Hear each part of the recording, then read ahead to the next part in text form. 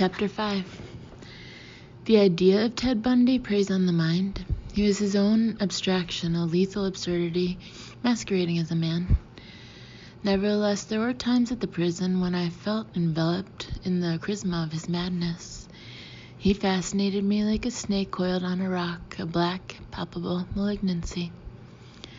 There was a cold, poisonous luster in Bundy's unguarded gaze.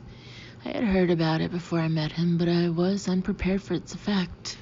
When his entity retreated, a softer blue came into Ted's eyes. His irises cleared and his pupils constricted. His expression went from sinister to mild in a moment. Our interviews were another game for him, a dare. We had to have rules, of course. Ted would talk only so long as we agreed he was only speculating, quote-unquote, in the third person on the nature of the killer. I could not ask any direct questions. In fact, this wasn't let's pretend, it was let's pretend to pretend. If I once directly asked, how did you do it, it would spoil the game. Nor could I allow myself any spontaneous reaction to what Bundy told me. When my gorge rose, as it often did, I'd cover my anger or disgust with an I see, or uh-huh. Often he had me literally sick to my stomach. Sometimes it was all I could do to get out of the prison and back to the car before I vomited. Indicative of the remove Ted felt from his acts were the euphemisms he employed to discuss them. Murder, for instance, was apt to be called inappropriate acting out, and rape, satisfying that part of himself, quote unquote, unquote. The rigid construct of his mind also was echoed in his tortured locutions.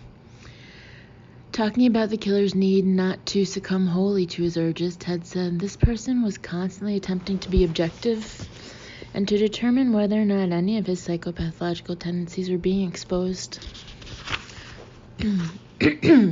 He was constantly assessing that probability and trying to keep a sense of proportion within himself. Not just for a surface kind of demonstration, but also in the hopes of keeping on an even keel, rationally, normally, not isolating himself too much from the mainstream, not simply to preserve conditions under which the malignant part of him could survive, but also sometimes to overcome those desires. Ted began his story with a preamble of operatic sweep. Much of what he had to say at the start was sociological twaddle, comments on the dissolution of society and the fracturing of the nuclear family, or historical ruminations. It was a picture of the world as he saw it, confusing, threatening, verging toward anomie, A-N-O-M-I-E. The other important ingredient, said Ted, was a flaw, a congenital predisposition that was exploited and teased into expressing itself by his environment. Bundy wasn't entirely blaming the world for shaping who he became, but he obviously saw himself as an illegitimate child of his times. His first substantive remarks were on the roles of sex and violence in the pathology's development. This condition, he explained, is not immediately seen by the individual or identified as a serious problem. It sort of manifests itself in an interest concerning sexual behavior, sexual images. It might simply be an attraction such as Playboy or a host of other normal, healthy sexual stimuli that are found in the environment. But this interest, for some unknown reason, becomes geared towards matters of a sexual nature that involve violence. I cannot emphasize enough the gradual development of this. It is not short-term. He told me that long before the overpowering need to kill, there were juvenile fantasies fed by photos of women in skin magazines, ads for suntan products, or jiggly starlets on TV talk shows. He was transfixed by the sight of women's bodies on provocative display. Ted told me, too, of the proto-killer, watching X-rated movies and searching out the more violent police dramas on television. Bundy said this person would carry home some pornographic book, read it, then shred it in anger, self-disgust, and fear of discovery. Crime stories fascinated him. He read pulp detective magazines and gradually developed a store of knowledge about criminal techniques, what worked and what didn't. However, that self-school was secondary to the central thrill of reading about the abuse of females. Nevertheless, Ted was training himself. Maybe he focused on pornography as a vicarious way of experiencing what his peers were experiencing in reality, Ted opined, trying to sound reflective. Then he got sucked into the more sinister doctrines that are implicit in pornography: the use, the abuse, the possession of women as objects. The peers Ted mentioned obviously were the high school boys he had talked of several weeks before, whose lewd and sexually explicit conversations had so confused him. Now Bundy seemed indifferent to the overt parallel between what he told me in the first person and what he was revealing to me now. Bundy explained that, quote, he was not imagining himself actively doing these things, but he found gratification in reading about others so engaged. Eventually, the interests would become so demanding for new material that it could only be catered to by what he could find in the so-called dirty bookstores. In a pornography shop, he said, you can find a variety of perversions. Anyone who walks into one of these places is not just interested in a Great Dane humping someone or two men engaged in sexual activity. It is just not the way it works. End quote. Clearly, Ted was personally familiar with dirty bookstores. But it does offer variety, and a certain percentage of it is devoted toward literature that explores situations where a man, in the context of a sexual encounter, in one way or another engages some sort of violence toward a woman or the victim. There are, of course, a whole host of sub-situations that could come under that particular heading. Your girlfriend, your wife, a stranger, children, whatever. A whole host of victims is found in this kind of literature, and in this kind of literature they are treated as victims.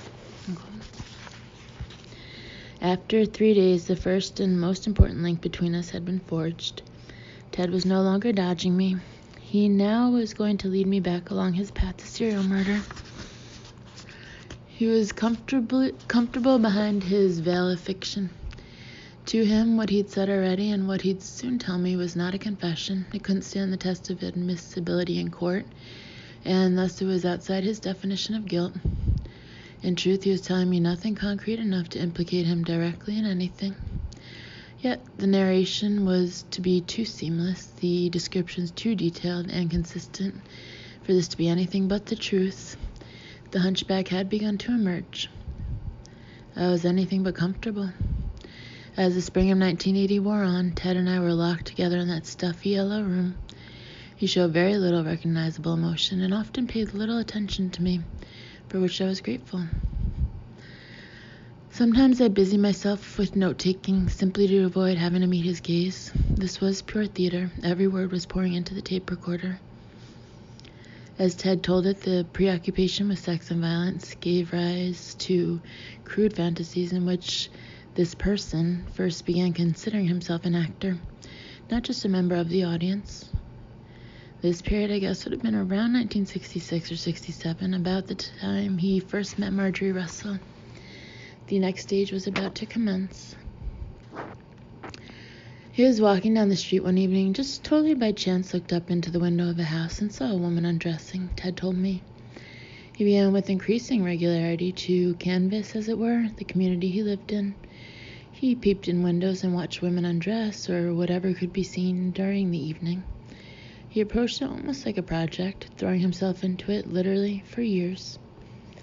Still, these occasions when he traveled about the neighborhood and searched out candidates, places where he could see the things he wanted to see, were dictated by the demands of his normal life. So he wouldn't break a date or postpone an important event or rearrange his life in any significant way to accommodate his indulgence in this voyeuristic behavior. He gained at times a great amount of gratification from it, and became increasingly adept at it, as anyone becomes adept at anything they do over and over and over again. Voyeurism, Ted explained, helped to satisfy the sick fantasies while keeping the woman, the object, at a safer move. So far, everything was occurring in his head, but the disordered self then began to demand more active stimulation, something stronger, more real. The need to act was coming over him. This heightened urgency led to clumsy experiments, he said.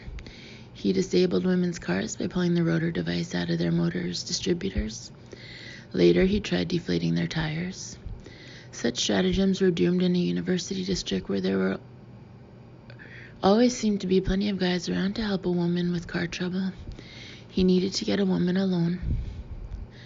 There's not a really strong desire to do this, Bundy said, but it's like toying around with danger, almost. It's kind of a game, sort of like, let's see how far it goes. Alcohol was a potent part of the game, a spur to go hunting, just as it was for shoplifting, a parallel avocation. I think you can make a little more sense out of much of this if you take into account the effect of alcohol. It's important. It's very important as a trigger. When this person drank a good deal, his inhibitions were significantly diminished. He would find that his urge to engage in voyeuristic behavior or trips to the bookstore would become more prevalent, more urgent. It was as though the dominant personality was sedated. On every occasion he engaged in such behavior, he was intoxicated.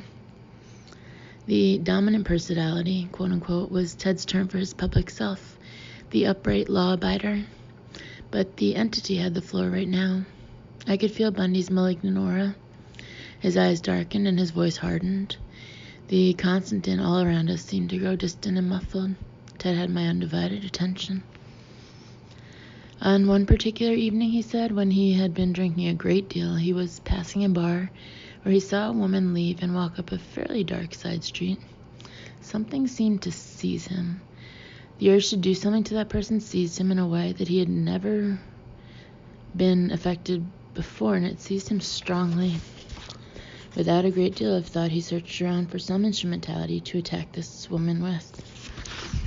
He found a piece of 2x4 in a lot and proceeded to follow and track this girl for several blocks. There was really no control at this point.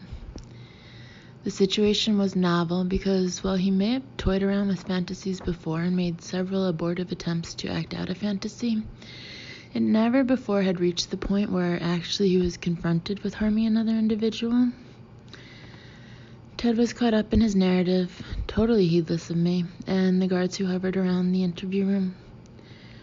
So he gotten ahead of his quarry, this girl, Bundy continued, and was laying in wait for her. But before she reached the point where he was concealed, she turned and went into her house. The revelation of the experience and the frenzied desire that seized him really seemed to usher in a new dimension of that part of him that was obsessed with violence and women and sexual activity. A composite kind of thing, not terribly well defined, but more well defined as time went on. This particular incident spurred him on succeeding evenings to hunt this neighborhood, searching. He had, in the months and years previous to this, frequently passed women in alleys, women in dark streets, women alone on any number of occasions when he was making his rounds and looking in windows. But it never occurred to him, ever, at any point, to use this as an opportunity to do anything. It just never occurred to him. For some reason, the sight of that woman under those circumstances on that evening and in the condition he was in sort of signaled a breakthrough, the breaking of the tension, making a hole in the dam. On succeeding evenings, he began to scurry around that same neighborhood, obsessed with the image he had seen. On one particular occasion, he saw a woman park her car and walk up to her door and fumble for her keys. He walked up behind her and struck her with the piece of wood he was carrying. She fell down and began screaming. He panicked and ran. What he had done terrified him, purely terrified him. Full of remorse and remonstrating with himself for the suicidal nature of that activity, the ugliness of it all, he quickly sobered up. He was horrified by the recognition that he had the capacity to do such a thing. He was fearful, terribly fearful, that for some reason or another he might be apprehended. The effect was for some time to close up the cracks again. For the first time he sat back and swore to himself that he wouldn't do something like that again, or even anything that would lead to it. He did everything he should have done. He didn't go out at night, and when he was drinking he stayed around friends. For a period of months the enormity of what he did stuck with him. He watched his behavior and reinforced the desire to overcome what he had begun to perceive were some problems that were probably more severe than he would have liked to believe they were. Ted made no mention of remorse for what his victim had suffered. He felt nothing for his prey. It was the deceptive fashion, you might say, in which that psychopathology withdrew into this dormant stage that led the individual to the erroneous belief that he had got it out of himself and this wasn't going to happen again. Ted turned in his chair and cocked his head to the side. Sweat stood out on his temples and soaked through the front of his t-shirt. He began again. But slowly, the pressures, tensions, dissatisfactions, which in the very early stages fueled this thing, had an effect. Gradually, it would reemerge. This individual would say, well, just one trip to the bookstore, just once around the neighborhood. It did this kind of thing. Then, gradually, it would become more and more demanding, as it were. However, as he slid back into his old routine, something did stick with him. There is the incredible danger of allowing himself to fall into spontaneous, unplanned acts of violence. It took 6 months or so until he was back thinking of alternative means of engaging in similar activity, but not something that would likely result in apprehension or failure of one sort or another. Then on another night, he saw a woman walking home. He followed her and looked in the window and watched her get ready for bed. He did this on several occasions, for this was a regular kind of thing. Eventually, he created a plan where he would attack her. Early one morning, he sneaked in through a door he knew would be opened and entered the bedroom. Implementing a plan based somewhat on fantasy, based on anything but personal experience, he jumped on the woman's bed and attempted to restrain her. All he succeeded in doing was waking her up and causing her to panic and scream. He left very rapidly. Then he was seized with the same kind of disgust and repulsion and fear and wonder at why he was allowing himself to attempt such extraordinary violence. But the significance of this particular occasion was that while he stayed off the streets and vowed he'd never do it again, and recognized the horror of what he had done, and certainly was frightened by what he saw happening, it took him only 3 months to get over it. In the next incident, he was over it in a month. What happened was that this entity inside him was not capable of being controlled any longer, Ted went on, at least not for any considerable period of time. It began to try to justify itself, to create rationalizations for what it was doing. One element that came into play was anger, hostility, but I don't think that was an overriding emotion when he would go out hunting. On most occasions, it was a high degree of anticipation, of excitement, or arousal. It was an adventuristic kind of thing. The fantasy is always more stimulating than the aftermath of the crime itself. He should have recognized that what really fascinated him was the hunt, the adventure of searching out his victims, and to a degree possessing them physically, as one would possess a potted plant, a painting, or a Porsche, owning, as it were, this individual. Ted at first resisted discussing actual crimes. Finally, however, I persuaded him to address Linda Healy's murder. How would it have begun? I ventured. Bundy cleared his throat and looked at me. It wasn't exactly a smile I saw. It was more the look of a boy with a secret, a sly grin. His eyes once again darkened. He had seen the house before, Ted said, and for one reason or another had been attracted to its occupants. Then one evening, just being in the mood, so to speak, he checked out the house and found the front door was open. He thought about it, what kind of opportunity that offered, and returned to the house later, and entered the house, and explored it. While everyone was asleep, I asked. Yeah. Then he went around the house and found a particular bedroom door that he opened, really hit and miss, not knowing who or what, not looking for any particular individual, and that would be the opportunity. This was late at night, and presumably everyone would be asleep. Would he have a weapon? Ted hesitated. I really don't know, he finally said. If he had struck the woman, she probably would have left a large amount of blood. If she was stabbed, there would also be blood. There was, I believe, a small amount of blood found on the sheets. Suppose you'd have to go into the physiology of strangulation to determine what kind of hemorrhaging was going on, he replied. I wanted to know how Linda Healy was taken from her bedroom. In that situation, he said mechanically, a person who was alert enough to be able to dress would not be afraid in terms of struggling or crying out, so it was unlikely that any attempt was made to clothe the girl. Then she was unconscious? Well, Bundy said, annoyed with my density. Walking out under her own power at that hour of the morning would not necessarily be the soundest kind of approach. I tried another tack. A curious feature in the bedroom, I said, was the fact that her bed was made, but apparently not by Linda herself. Ted shrugged. It was an attempt to cover up her disappearance. Would she be bound with rope or some kind of restraint? That would be the way it was done. Would there be words exchanged? I doubt it. He would have gagged the person. Where would you guess they drive to? What would be their destination? Someplace that was quiet and private, his home or some secluded area. I assume he also knew what else he was going to do. It would depend upon the condition of the girl. It would depend on the traffic. It would depend on a number of things. It would depend on a person's state of mind, how calm or excited he was. I was losing patience. How calm do you think he'd be? I asked. Evidently, my annoyance showed. Ted actually responded directly to the question. This was one of the first instances that he'd abducted a woman in this fashion. He was extremely nervous, almost frantic, and in a panic trying to attempt anything. There you are. What do you do with the situation? He'd probably put her in the back seat of his car and cover her with something. Then what? Let's say he decided to drive to a remote location that he just picked out. Once he arrived at this point where he didn't have a fear of alarming anyone with shouts or screams or whatever, he'd untie the woman. And then what? He would have the girl undress.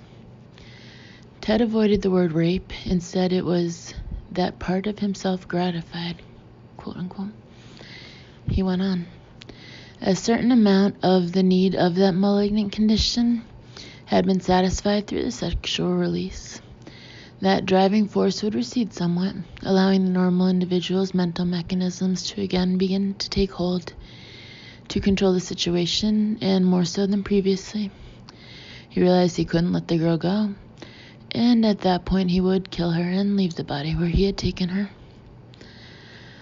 I asked Ted the killer's state of mind in the aftermath of this first murder. A nominally normal individual, he said, who has become somewhat subordinate to bizarre desires and abducts a woman and kills her, finds himself in a great deal of panic. In the days and weeks following the killing, there would be an undercurrent of anxiety that comes with wondering just what was seen, what was found, what was or was not missed. The tension was focused primarily in the progress of the police investigation. If nothing of any significance was disclosed in the newspapers, that would be one way the tension was reduced. As far as remorse over the act, that would last for a period of time, but it could all be justified. He would say, well, listen, you fucked up this time, but you're never going to do it again, so let's just stay together and it won't ever happen again. But this didn't last for very long, a matter of weeks. The only thing that appeared to be relevant was not exposing himself to that risk of harm again. The approach is, say, don't ever do it again, but as time passes, the emphasis is on don't get caught.